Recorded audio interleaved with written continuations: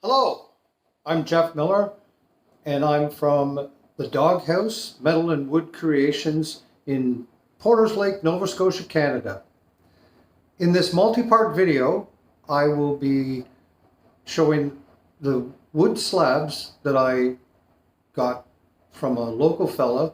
They're white maple. They were cut, give or take, a year ago.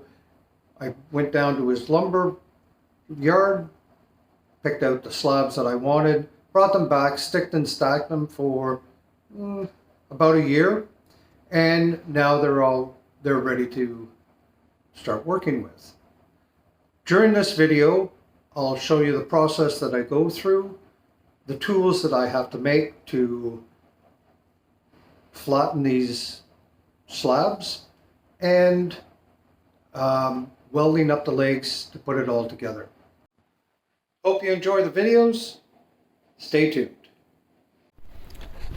As I mentioned, I sourced these pieces of maple slabs from a guy up in West Chesapeake and brought them back. I sticked and stacked them, and as every good piece of wood does, it will always crack and twist and bend. So this is where you have to get at flattening them. This piece beside it is one that I've already flattened, and I had to build a router sled or flattening table to put this on. I have one currently on the table, and originally this was what I was going to use for making a sofa table, but as it turns out, there was just way too much rot in this. And unfortunately, this piece started off as just a little over 2 inches. And unfortunately, because there was such a twist in it in the flattening process, it's now only 1 inch. So that's not what I wanted for the sofa table. But not a loss. This piece will be carved up into charcuterie boards, cutting boards, and I'm sure I'll find lots of other things to use for it. In the process of flattening these boards, I needed to build a jig, most times referred to as a router sled. Basically what it is 2 parallel rails on an absolutely level table, and quite simply, you get a flattening tip for your router and simply move the router back and forth across the slab, each pass taking off a little bit more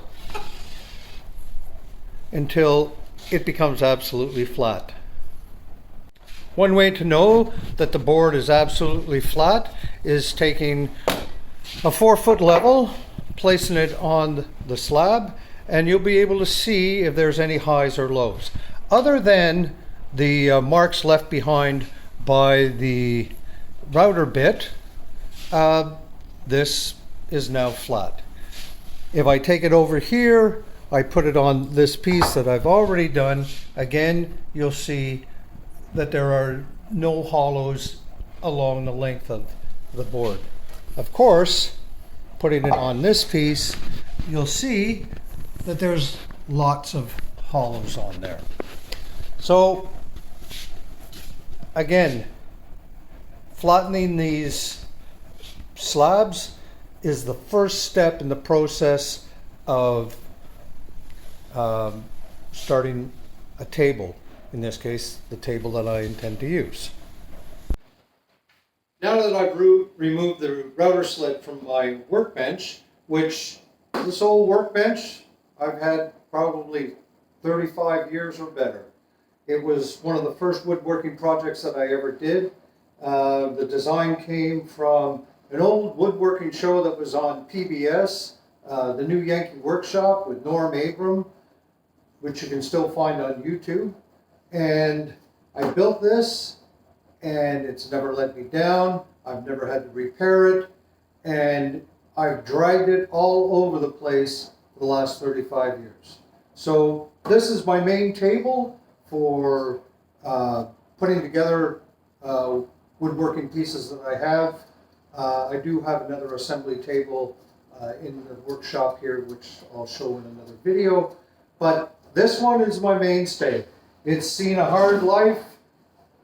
I've painted on it, hammered on it, whatnot, and it's still working great. This is the slab that I intend on using for the table. If you look at it, most people would probably say not much of anything and probably chop that up and burn it in the fireplace.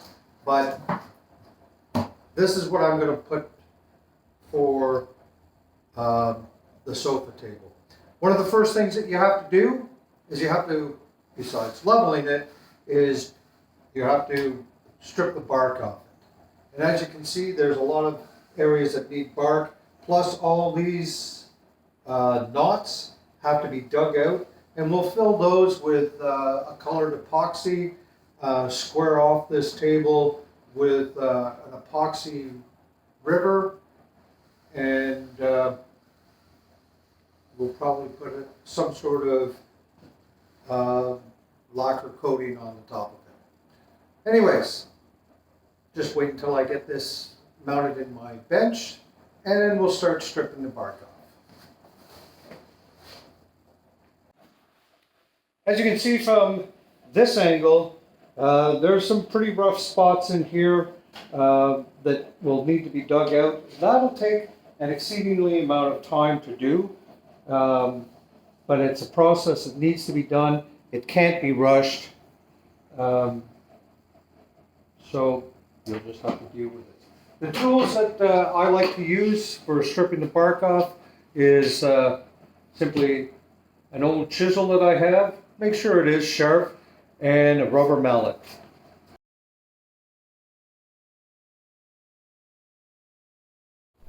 What you see here is all three layers of bark, which is the outer bark, the phloem, or the inner bark, and the cambium. All three of those layers need to be stripped away as much as possible.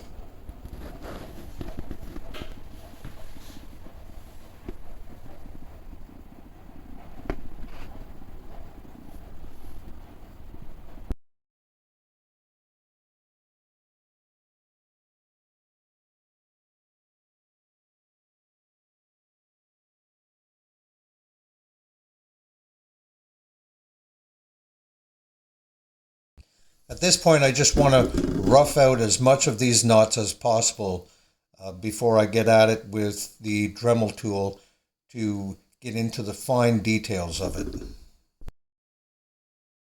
I really like using my Dremel tool for getting into the small little crevices of the knots. It really cleans them out well, and of course there's so many different bits that are available for it that you can get into almost any space.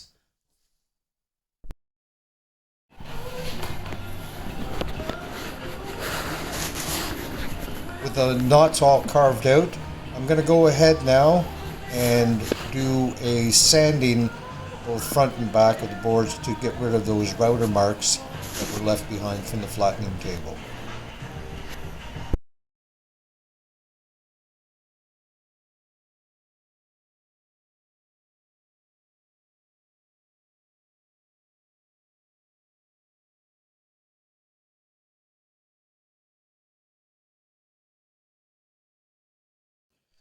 For this sanding part, I simply use a 60 grit sandpaper, go over the entire board, the live edge sides as well, get in there, clean those up as much as possible in preparation for it. I pay particular attention to the live edge sides because once the epoxy is poured, of course, I can't get to that. So this is a good part to stop, and we'll continue on in part 2 of this video series. Don't forget, share and like. Have a great Nova Scotia day.